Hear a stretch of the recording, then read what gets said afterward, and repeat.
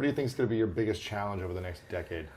Wow. As we get into 2020, into 2030, what will be your biggest personal challenge in the next 10 years?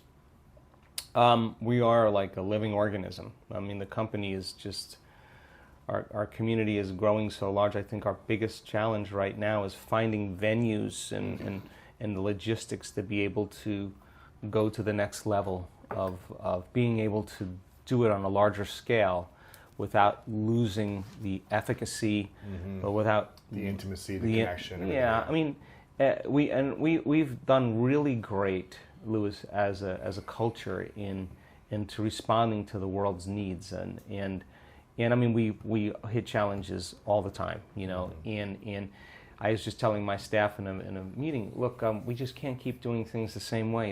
You can't ever do that again. It's just, there's not a time that doing things the same way doesn't work. So you got to be able to grow, you got to be able to learn, you got to be able to stay contemporary with all the new technology and everything else, and you got to keep bringing on a bigger team. I mean, I am nothing. I am nothing without my team, honestly. I mean, between my staff and my team leaders and our volunteers and the way we do things, it's a living organism. Everybody counts. And for me, when I have a group of people where everybody leads, you know, you see those school of fish or the flock of birds all moving together. You study that phenomenon. You think that there's some leader that everybody's following. Turns out there is no leader. Everybody's leading. It's a bottom-up phenomenon. So you get a really greased team that really is heart-centered, that really is has the intent for the greatest good.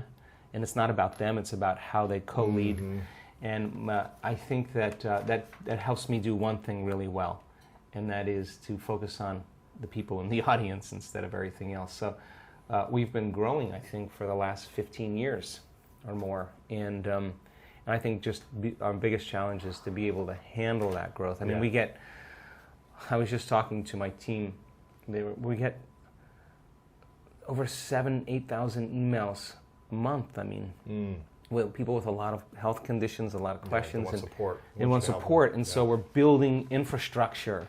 We're building online ways to get people engaged and to be able to, for me, to provide resources for people. So I think the biggest challenge is if I could, I'm going to stay healthy, but aside from staying healthy, is just being able to handle the growth.